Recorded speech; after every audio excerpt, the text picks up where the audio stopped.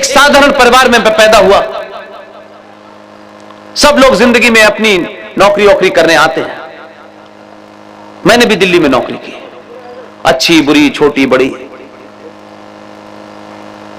क्या वजह हुई कि सब कुछ ठीक ठाक होने के बाद मुझे लगा कि अगर मैंने ये बात, ये सच्चाई तथ्यों के साथ अगर नहीं रखी, आज भी नहीं बोला, तो मैं शायद जाने के बाद भी इस बोझ से मर जाऊंगा। इसलिए तय किया कि कम से कम सच बात को सही तरीके से, तथ्यों के साथ, रेफरेंस के साथ, डेट के साथ इस समाज को बता जाओ। क्योंकि ये जो संचार क्रांति हुई है पूरी दुनिया में, मैं मानता हूं, अपने समाज को जानता हूं, इसलिए कह रहा हूं, ये जो डिजिटल मीडिया की आज जो संचार क्रांति हुई है, अगर इसको सही मायनों में आप देखें, जिसने भी इसको ईजाद किया है सिर्फ सनातनी हिंदू के लिए हुई है। यह समाज इतना चुप था कि अपने मन की बात भी 2014 के बाद कह पा रहा है। अपने मन की बात नहीं कह पाता था, सिर्फ दूसरों की सुनता था। दूसरे किस बात से खुश होंगे, किस बात से नहीं खुश होंगे, यही हमारे मूल में था। अरे हम कब खुश होंगे इसकी चिंता कब किसी को है कि नहीं। लिहाजा 2021 के भारत में मैं सबसे कहता हूं, कौन नाराज होगा,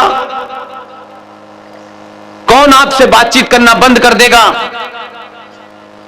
आपकी किससे दोस्ती टूटेगी, यह महत्वपूर्ण नहीं है।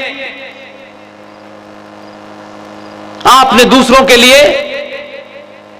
अपने देश की धरती के टुकड़े किए, जो धरती आपके पास थी उसकी भी हालत खराब कर दी। 2021 के भारत में अब जिसको नाराज होना है वो हो जाए, और पूरी दुनिया इस बात की चिंता करे कि सनातनी हिंदू जिसमें खुश होगा वही बात है, जो नहीं होगा वो हमारा नहीं होगा। हम किसी को खुश करने के लिए कुछ नहीं करेंगे। ये खुश करने की, ठोड़ियों में हाथ डालने की बीमारी अब हमारे पास नहीं होनी चाहिए। हमारी खुशी की चिंता करो। हम 1712 से लगातार दुनिया को खुश करने के लिए हमने सब कुछ दांव पे लगा दिया है। अपनी पहचान, अपनी संस्कृति, अपने चिन्ह कि तिलक लगाने से अजीज भाई नाराज होते हो तो अभी हो जाए। मुझे कोई चिंता नहीं है उनकी। उनकी चिंता करते करते सनातनी हिंदू समाज की चिता जल गई है। मैं मानता हूं, सच बोलिए, पूरी जोर से बोलिए, और कौन नाराज होगा इसकी चिंता मत कीजिए। हमारे जितने आइकॉन थे उनके बारे में जिस तरीके की परिभाषा की गई है उसको सही करना मेरा और आपका काम है। अभी कहा गया, भारत के बारे में बताया गया कि भारत सिर्फ माता है। हम भारत को माता मानते हैं, लेकिन पड़ोसी नहीं मानता। वो अपने मुल्क को माता नहीं कहता। कभी ये पता करने की कोशिश की है कि वो माता क्यों नहीं कहता? हमारी एक ही माता थी, उनकी 13 है, किसको माने? इसलिए पिताजी को मानते हैं। वो उनका संकट दूसरा है, उसमें कोई बदलाव नहीं है। फिर 13 में से कौन सी वाली को माने? तो पहली वाली को मानेंगे तो तीसरी वाली 7 साल की नाराज हो जाएगी।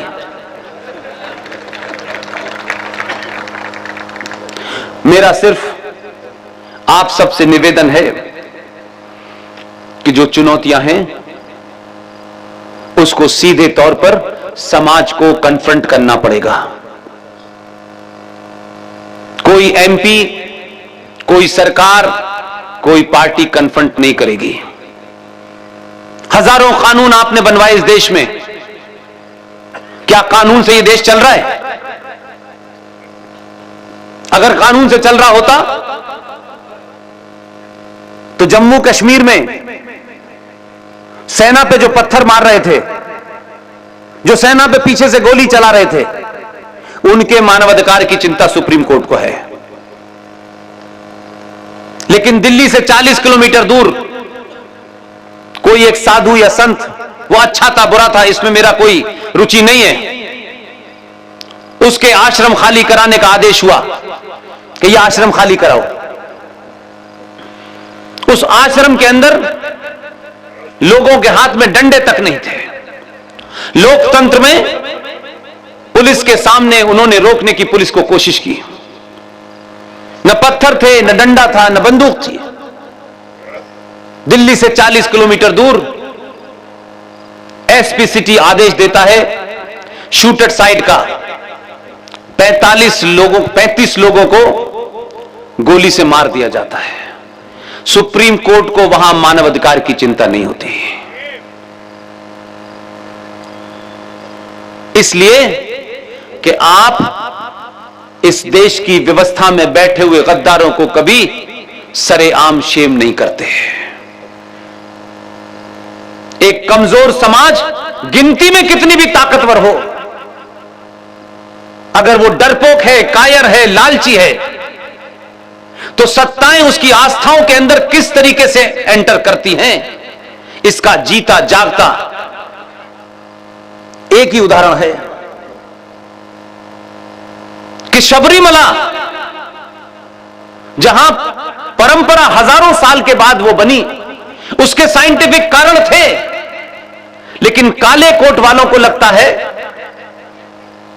कि उन्हें राफेल का भी ज्ञान है, उन्हें महाकाल में पानी कितना चढ़ता है इसका भी ज्ञान है, दही हांडी की लंबाई का भी ज्ञान है, और सबरीमला के अंदर महिलाओं को कब जाना चाहिए, कब नहीं जाना चाहिए, वहां जेंडर जस्टिस होना चाहिए, इसका भी ज्ञान है। क्योंकि आपने अपनी आस्थाओं को सरकारों के और उस सरकार की व्यवस्था चलाने वाले इंस्टीट्यूशन के हाथ में छोड़ दिया है। वो तय करते हैं, इसलिए उनकी जरूरत है कि हजारों साल पुराने सनातन हिंदू की परिभाषा भी वो तय करते थे। हम चुप रहते हैं, हम एक समाज के रूप में कभी रिएक्शन नहीं देते, अपनी नाराजगी प्रकट नहीं करते। तो जो उनको जेंडर जस्टिस सबरीमला में चाहिए था, वो मस्जिद में क्यों नहीं चाहिए? अगर पूजा का अधिकार महिला को है, जो मैं मानता हूं, उन आस्थाएं जो साइंस पे रखी हुई हैं, उसके कारण है। जो लोग सनातन को ये मानते हैं ये कोई ढकोसला है, ये कोई झूठ का पुलिंदा है, तो इस समाज में जो जागरूक लोग हैं, जो संत हैं, महंत हैं, उनको उस साइंस को, तर्कों पे बताना चाहिए था जो नहीं बताया। ये मेरा काम नहीं है, इसलिए क्योंकि आप बोलते नहीं हैं और आपको सही बात पता नहीं होती, तो सुप्रीम कोर्ट भी कोई बात तय कर देती है, आप मान लेते हैं। और वो सही मानों में अगर कहीं देखें तो सुप्रीम कोर्ट जब उनके मामलात में बोलती है, तब भी वो कहते हैं ये गलत भी है तो हमारा है सुप्रीम कोर्ट की, हम नहीं मानेंगे। तो आप 100 करोड़ होते हैं, रोज कानून ऐसा बनता है जो आपकी आस्थाओं पर चोट करता है, लेकिन आप बोलते नहीं है, क्योंकि आपने सारा ठेका, कॉन्ट्रैक्ट सरकार को दे दिया है कि सब कुछ वही करेगी, इसलिए आप नहीं बोलते। फिर कानून बनता है तो आप उसके विरोध में कुछ आजकल फेसबुक वगैरह पे लिख देते हैं, लेकिन डिसाइसिव लड़ाई नहीं लड़ते। इसलिए रेलवे के पे अगर आप सफर करते हो, समाज में छोटी छोटी चीजों को ऑब्जर्व करेंगे तो आपको बीमारी का पता चलेगा। पिछले 20 साल से रेलवे के आसपास जो झोपड़पट्टी पड़ती है, जरा उतर के कहीं ट्रेन रुक जाए गलती से तो पूछिएगा कि उसमें कौन रहता है। ये सरकारी जमीनों पे रातों रात पीर फकीर पैदा होते हैं और कब्र भी बन जाती है। ये मस्जिदें सरकारी जमीन पे बन क्यों रही हैं? आप सोचते हैं क्या फर्क पड़ता है, वहां बनाई है? नहीं। लाहौर में भी 1935 में लोग सोचते थे, और कश्मीर के हिंदुओं को भी इस बात की गलतफहमी थी 1990 से पहले, जबकि 6 बार उनका पलायन हो चुका था। वो भी यही मानते थे, नहीं नहीं, कश्मीरियत, इंसानियत और जमहूरियत। 19 जनवरी 1990 के बाद कश्मीरी हिंदुओं को पता चला इंसानियत का मतलब क्या होता है।